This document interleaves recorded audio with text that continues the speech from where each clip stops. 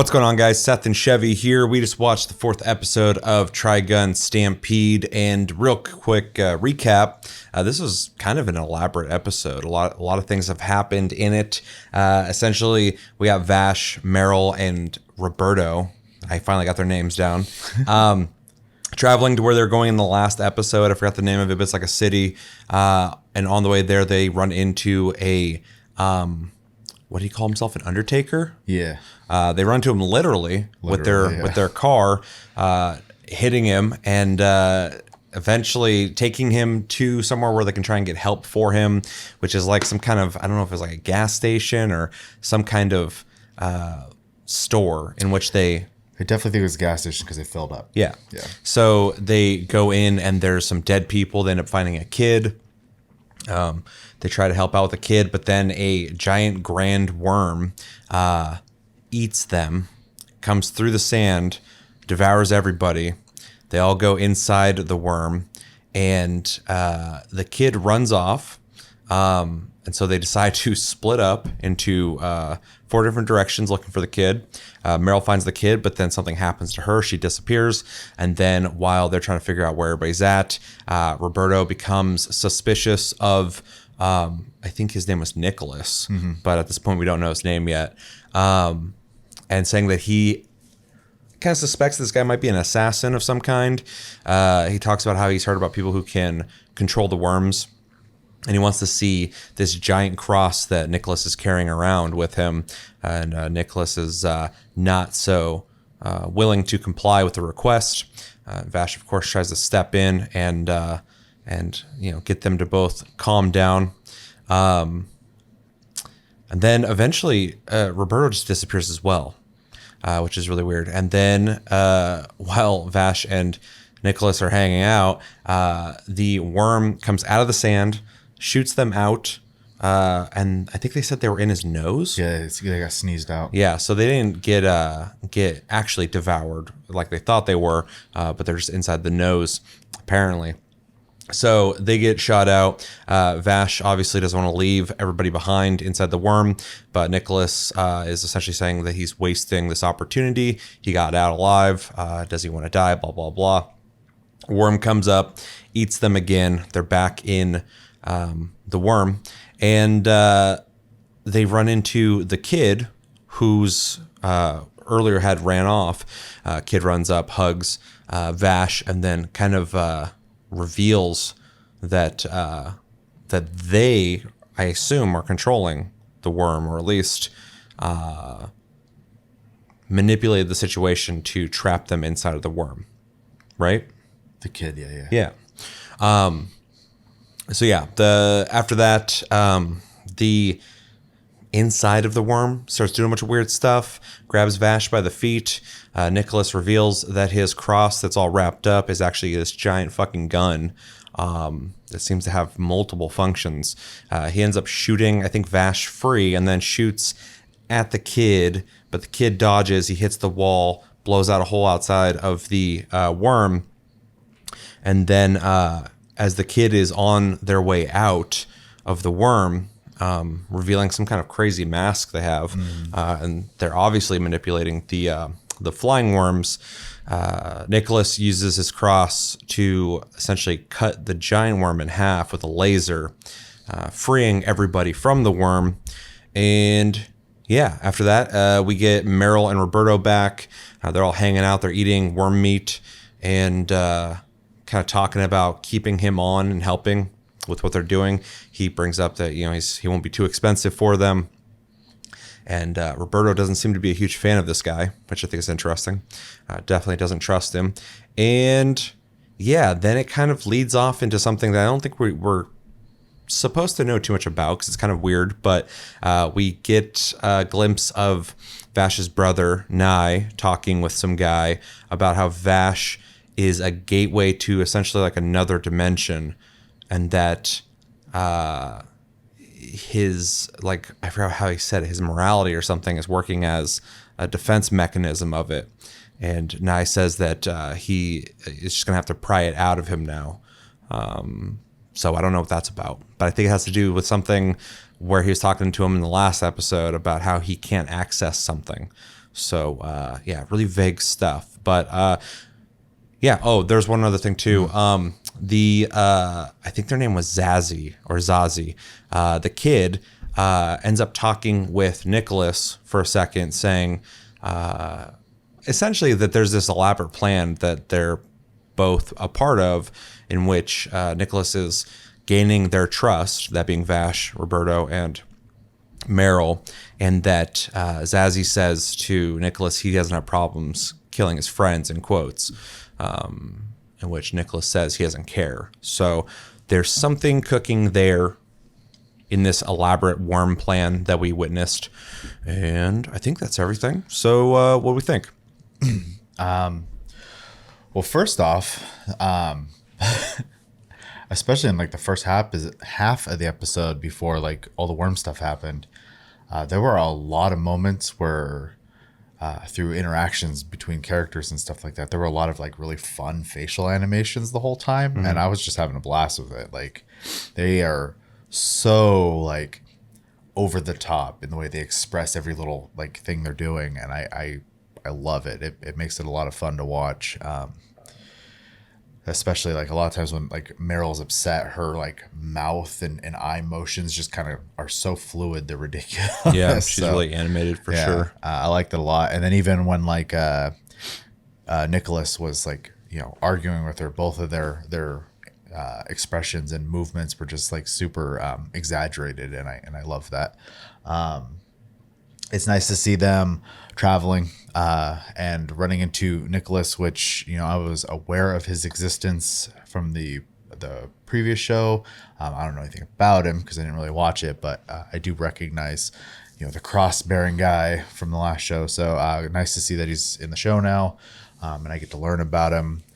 His mannerisms are different than I expected from first glance, which is a good thing. I like that, you know, I don't just know how he's going to be. And I also think the way he like handles his cross when he's actually using it is like very flashy and cool looking. So I enjoyed that a lot, especially the laser part. I actually like paused for a second, almost like the open mouth thing, you know, I was like, what the fuck? Yeah. Like, so that's a lot of fun. I like that. It's definitely a cool weapon, and it's definitely the way that he uses it is, like you said, super flashy. The way he's like flipping it around his body and getting the different angle to shoot the different ways this thing shoots. Like at one point it's a machine gun, next it's like this laser beam. It's definitely a crazy weapon. Well, and it's funny too because like when he's shooting it, obviously he's just holding it, but like when he's like flipping it around, it almost reminds me of someone using a bow staff. The way he's doing it, so I don't know, it's fun. Yeah, the bug kid. Would you Zazie or Zazie, something like that? The Z kid, whatever. Like, you know, he was whatever for most of it, but the bug mask thing was kind of a neat thing. Yeah.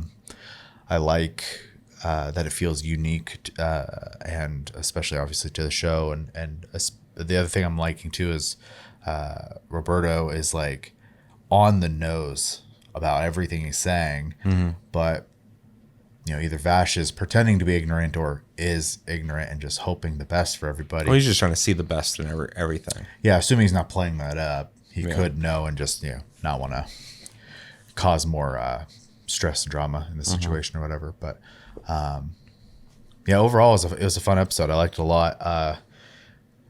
I hope we get a little more of the traveling before they get to the next city, because I like that in a lot of storytelling, regardless of the genre.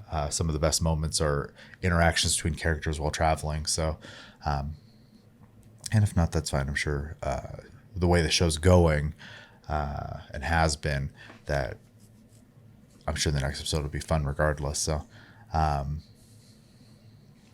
yeah. Thoughts?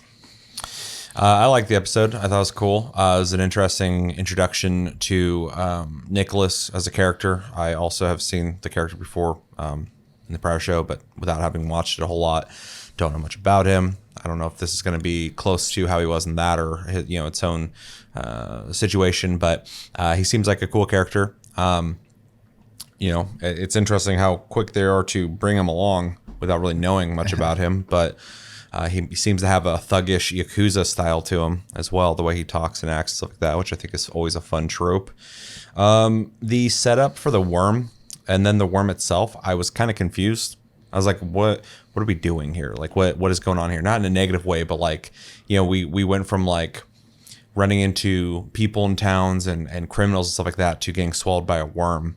And I was just like, what's the bigger picture here? Is this just like a side event that happens just for fun? Like it's a Scooby-Doo mystery, but by the end of the episode, we're finding out that this was a lure, a trap that happened, and now it's expanding into something that we don't know where it's going, but there's obviously a future plan that this is involved with. So that's interesting. It kind of, towards the end finally kind of made sense to me, because I was just like, what, this is interesting enough, but like, why? But I got that answer. Yeah, so the setup with the kid, I also, like the whole episode until it was revealed, I was like, yeah, but who is this kid? Like, why do we care? It's just some random kid. But then I was like, oh, okay, that makes sense. As soon as they entered again and the kid was hanging out, I was wondering too early on in the episode when they just ran off. And speaking of animation, the way that kid was animated, climbing up the side of that wall thing was fantastic looking. I was like looking at like every frame of that. And I was like, man, that looks really good. So that was interesting. The reveal of the cross gun I thought was really cool. I already knew it was a gun because obviously I've seen some stuff before, but the way it's portrayed here is really cool. I like that it has multiple functions. It was definitely a cool scene, even though we didn't see much from it. We got to see how powerful it is, considering that this giant, when they got swallowed, I was like, how are they gonna beat the worm? Like, is Vash gonna like stumble around and figure it out, but then this guy just has a huge laser. He cuts the whole thing in half, and I'm like, oh, okay, that solves that. This is kind of a weird detail, but the sand and smoke effects in this episode were really well done. Constantly when the worm was like coming out of the sand, or when they were falling through the nose or whatever when it first grabbed them, and there's just a bunch of sand pouring everywhere. I was really impressed with how that looked visually, so that was pretty cool. Yeah, I also liked seeing a little bit more from Roberto in this episode. Typically he's just kind of passively watching and making a comment here or there, but in this it felt like he's a little more involved with the situation. He's actually trying to figure things out. I like that he's distrustful of Nicholas, because it would be weird if everybody's just like, yeah, he's cool, whatever. Right. But yeah, all in all, I thought it was a cool episode. Pretty much just serves as a kind of introduction to Nicholas. Like, we see him, but we don't know him. Yeah. And obviously that's on purpose. And I'll be very curious to see what they get into later with him involved, because it's going to change that dynamic quite a bit, having somebody with a crazy gun who's willing to use it, as opposed to Vash, who doesn't want to do anything except for not be involved and not negatively impact people. Right. But he's obviously a skilled, gun wielder. Marksman, yeah. Yeah.